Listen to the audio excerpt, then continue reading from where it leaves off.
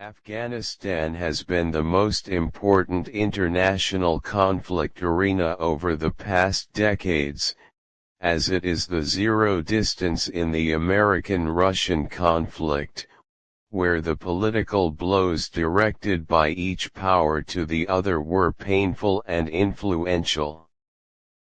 Although the two sides did not fire a single shot at each other, they mocked the war agents to do that task, so that the United States of America would obtain from the former Soviet Union through the Afghan Mujahideen. Then the rudder would turn to threaten and frighten Al-Qaeda America on the day of September 11. Then the names would change and the Taliban would become the merchant of death. Inside Afghanistan, the recycling of extremism continues inside Afghanistan until the time when U.S. President Biden decided to withdraw his forces from there, creating a security vacuum that the Taliban exploited to control Kabul.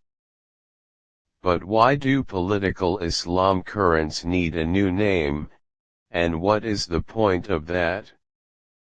International conflict and a new terrorist product. The map of the spread of extremist groups is changing and shrinking on the international scene, and there is no doubt that the June 30 revolution in Egypt had a great impact on this matter after the people revolted against the terrorist brotherhood, the stronghold of extremist thought for all terrorist groups, which challenged the organization to death. What compounded the pain of these groups was the unprecedented Egyptian success regionally and globally in confronting and eliminating terrorism. Parallel with these efforts, the weakening of ISIS in the Levant, especially Iraq, as Tunisia is now rising up in the face of the Brotherhood's Renaissance movement to remove it from the Tunisian scene, all in light of the abandonment of some countries that used to contain the leaders of extremist groups, and even stopping the financial and media support for these groups. It was also noted that the names of terrorist groups that appeared after the Arab fall of 2011 have disappeared, which proves that the map of the spread of extremist groups has changed during the past decade in light of the restrictions imposed by Arab regional countries, which have tried diligently to confront the danger of the control of these groups, unless the politicized forces of terrorism can from the optimal exploitation of that card within the international conflict, which requires reformulating the terrorist system that is fighting proxy wars on behalf of the internationally conflicting powers. Returning to Kabul.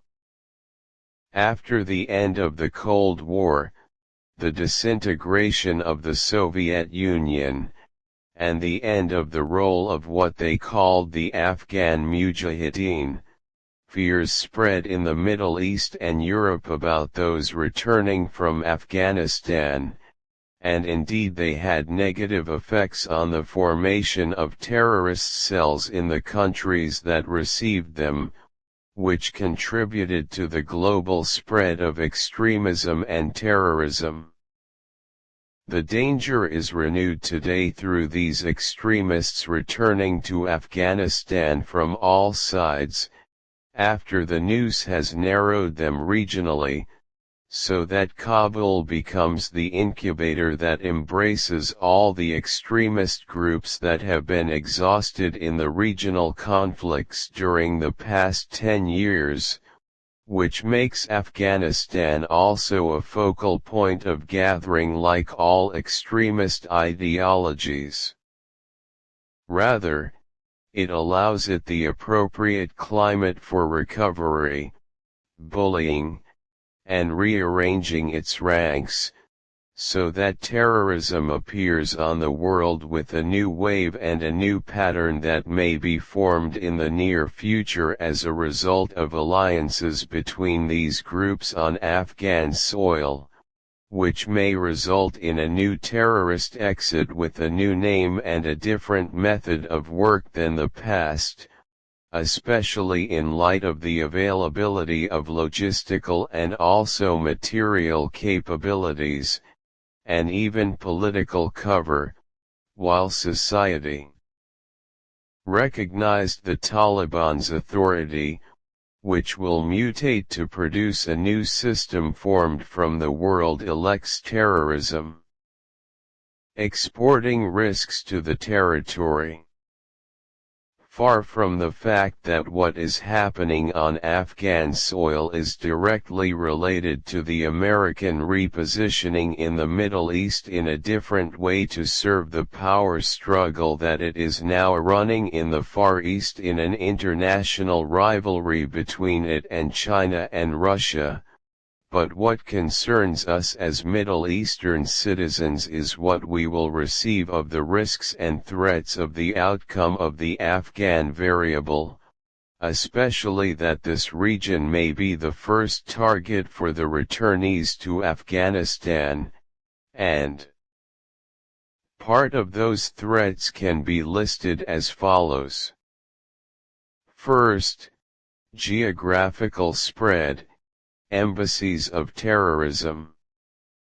Redeploying geographically is a priority that allied terrorist groups will take on Afghan soil, as they do not build embassies, but rather take dens through which they threaten the security and safety of countries from within, and it is likely that countries, such as Libya, Tunisia, Syria, Iraq, and also Egypt, with awareness of the specificity of the Egyptian case, which will transform from achieving this goal on its soil. As for the other points that were mentioned or others, they will be points of action for terrorism again in light of the American states' rearrangement of their forces in the region. And the witness here is the Iraqi case, which is witnessing a new emergence of ISIS in parallel with the Afghan variable. Second, security threats. Intimidation and creating panic among the peoples of the region through a number of terrorist operations that may appear in the near period in an organized and systematic manner with the presence of a central leadership for terrorist operations. Third, navigational threats.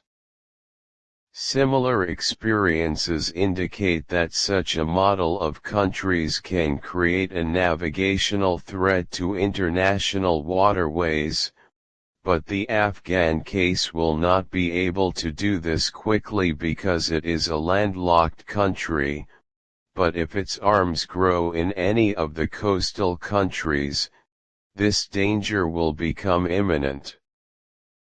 Fourth, drugs trade and organized crimes. The land of opium, which the Taliban uses as an international currency to purchase its supplies of weapons and equipment. In 2020, according to the United Nations Office on Drugs and Crime, there is a 37% increase in the percentage of land devoted to opium cultivation in Afghanistan, and the proceeds of sales are estimated at more than $6 billion, which is a sufficient number to arm and support extremist activities in the region. It enhances the spread of organized crime related to the arms trade, as well as human trafficking, instead of the dangers of the spread of this drug in the Middle East. v. The deterioration of the human rights situation. The deterioration of the human rights situation will not be limited to the interior of Afghanistan, but will extend to the regional environment in light of the expected spread of violence and various threats that cast negative shadows on regional peace and security, which may create new waves of displacement and migration and increase the number of refugees in the event of multiplying crises in regional countries. Basically, it suffers from these crises as a result of an entire decade of confrontation with terrorism, which has failed these countries and brought them to the brink of collapse. It can be said that the risks will be doubled for countries, such as Syria, Iraq, and Libya. Egypt has repeatedly warned against politicizing terrorism and using it as a pressure card within the international conflict, for fear of an explosion in the situation, the spread of chaos, the growth of the party and the reproduction of terrorism. New chaos, which requires vigilance and full preparedness from the various regional countries, rather joining hands to confront potential dangers, as the war on terrorism is not over yet. Afghanistan has been the most important international conflict arena over the past decades.